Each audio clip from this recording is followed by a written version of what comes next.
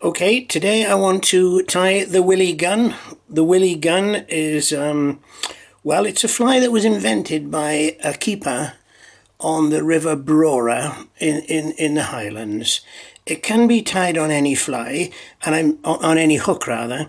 I'm not going to concentrate so much on the particular pattern of the fly. I'm going to demonstrate tying a tube fly, and I just so happen that I will tie a Willi Gunn. Now, tube flies. This is the tube fly is tied on plastic hooks, like plastic shanks, like this. This is actually a cotton bud that I've cut the end off. This particular one, you need a little bit of rubber to keep the hook in line.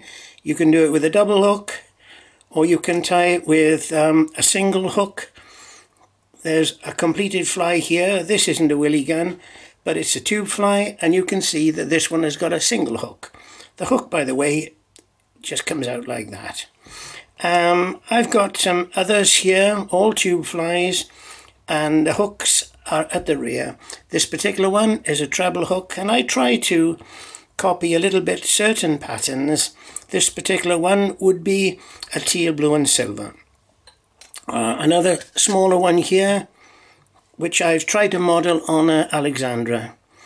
Other tube flies, these are the Scandinavian types called Snelda, all tied on tubes.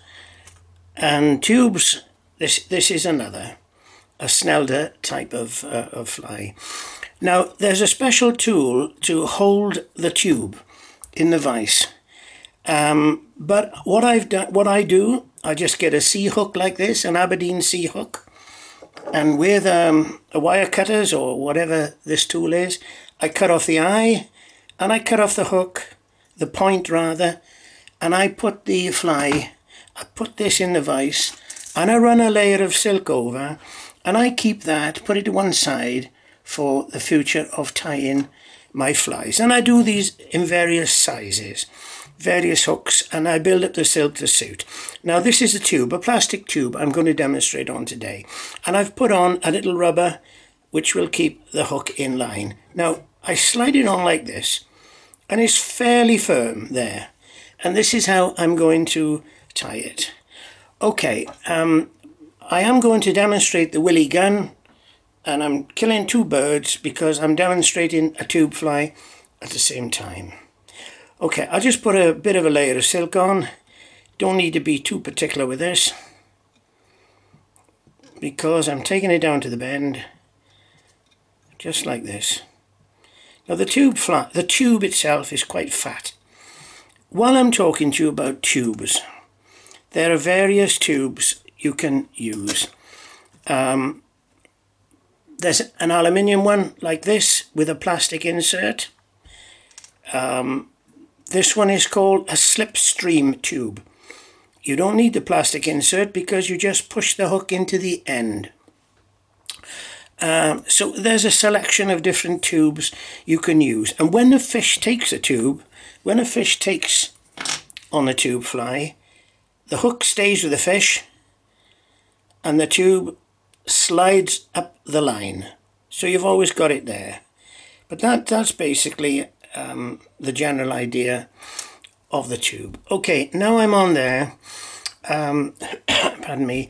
I'm going to put on a rib.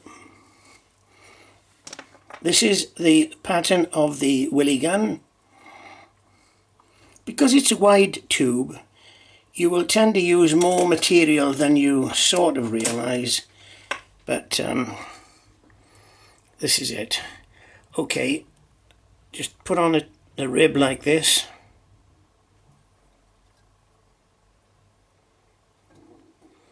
Take it back there. And now I'm going to put on the body, which is a black body.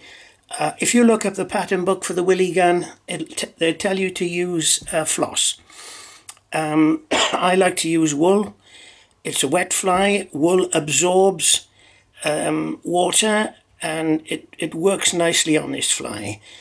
You can weight these flies by wrapping lead around thin lead adhesive lead, and or you can use a metal tube which adds weight.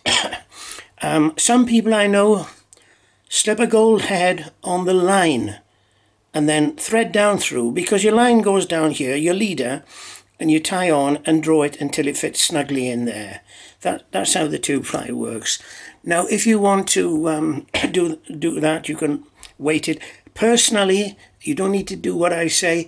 I prefer a lightweight, unweighted fly, and I use it with a sink tip or an intermediate line, because I feel that a heavily weighted fly can appear dead with no essential life. A light fly on a sink tip or something like that, or intermediate, will dip and hover in the current and will look alive. Okay, now that's the material for the body on. There's not a lot of material on this fly, so I'm going to take this up to tie it down. Now, one little tip: don't go too near the eye at this stage. Some people burr over the eye, the end of the tube, to stop the silk slipping off. I've never found it a real problem. I keep back a little bit from it, and I find it works okay. Right, I'm going to wind the body, just the wool body, like this. One strand of ordinary knitting wool.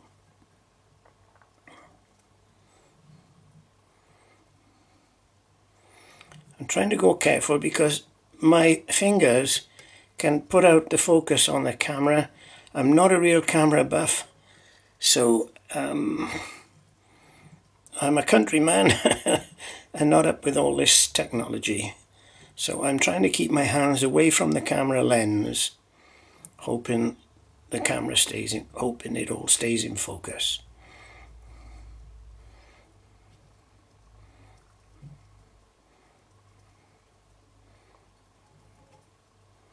Okay, just tie this down, secure it, like that. That's the body material. Some people use silver or tinsel. This is the original tie-in. Now I'm going to rib the body with this oval silver. If you do this, if you want to do what I do with the hook, you will see that it can revolve if it's not very tight on the shank of this dummy tube fly holder. If you find that, you can practice tying, putting a layer of silk on that holder, I'll call it, to make it secure. But I think it's tight enough. It's okay. I manage with it, and I got various types. Okay, that's that on now. Now the wing is a mix of seal's fur, sorry, not seal's fur, bucktail, and it's a mix of orange, black and yellow. Now you can apply it separately. Some people do that, or you can apply it. What I tend to do is, I've got some mixed up here. I remove it from the bucktail and I sort of mix it all up like this, and I put on little bits at a time. So bear with me a second while I get this to put on. The thing is, you definitely don't want too much. Now when you're making this wing, you've got to remember the hook will be projecting out the back. So you want to be somewhere near where that hook is going to be. You see, like this one here. So just remember that. That's that little bit on. Now, this is one advantage of being able to revolve it. Not everybody wants to do that, but I do. I add some more like this.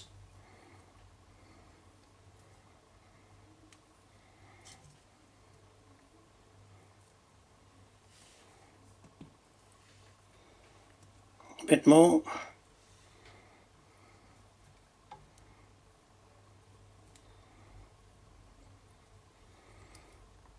on the Willi gun, some flies I've seen, they've had a tag added. You can dress it up a bit if you want to.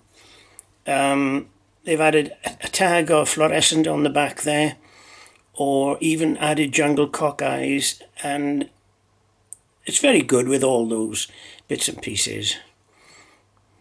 Willi Gunn was a head keeper on the River Brora in the Highlands of Scotland. Very skilled tyer of flies and a very skilled fisherman. Okay, now then, that's all I'm going to put on this fly. That's the wing.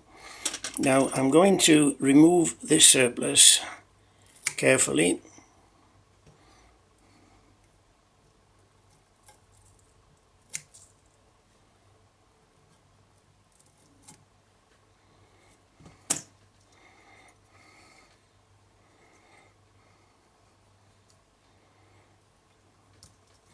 I'm going to put some varnish on to seal everything down, and then I'll remove the excess. Now this is going to help it to stick, this varnish. Hair, as you know, can be slippery, especially bucktail.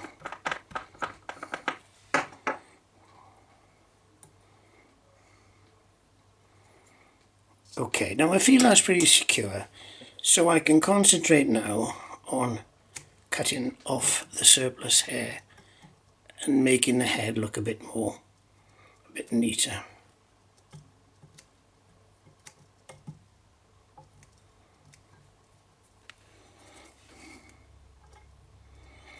You can nip out this surplus as you go along. Okie doke. Now I'm going to secure everything down. And that the varnish I put on helps to seal and glue the head down.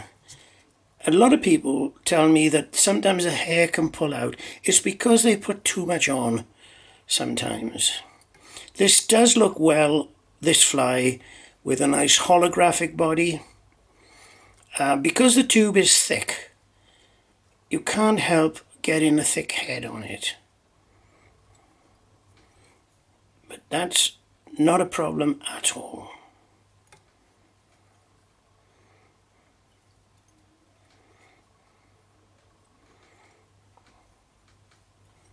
And that's it.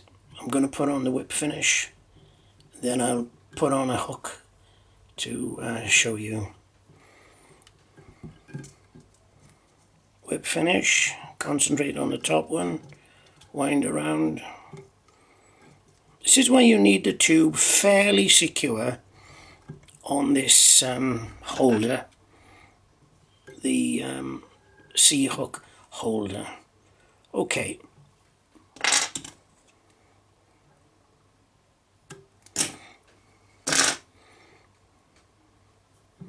Now what I'm going to do now is just varnish the head.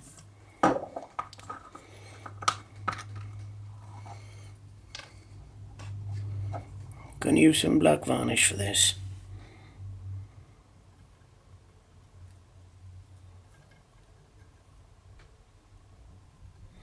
I like to be able to revolve the fly, but be very careful you don't have it too loose if you do what I do. Because if it's loose and revolving as you tie it, it can be a nuisance. Almost there.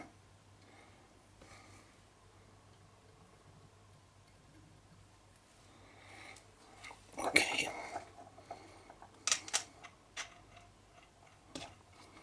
Always put the top on your varnish because it's so easy to tip it off. And I'm wiping up the black varnish off my...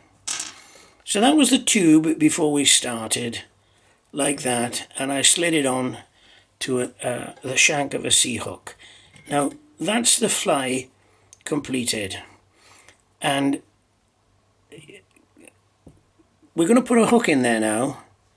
So what we will do is I'll just take this one out of here to show you. we don't encourage trebles on our club anymore. So, but you can, as I've shown earlier, use a single or a double. Now that's a Willi gun, and that's it. One loose hair there.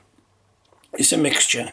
Now I have to tell you, I was on our river one night, River Ogmore, when a guy caught a lovely sea trout. It was about 11 pound in weight, and obviously being interested in it, went over and spoke to him, and I said, what fly did you have it on? He said, I don't know. I said, what colour was it? Well, he said, multicoloured. So he said, would you like to see the fly? I said, yes, I would. And when I looked at it, it was a Willi gun. Okay, I will say this, the colder the water, the bigger the fly, but it can be dressed, as you can see here, on much smaller tubes and various colours. I think the only disadvantage of this fly is that you can get a bit of air resistance when you cast it. But as long as you know how to tie a tube, following what I say, how to tie it, at least you have that information to go on. Okay, thank you for watching that.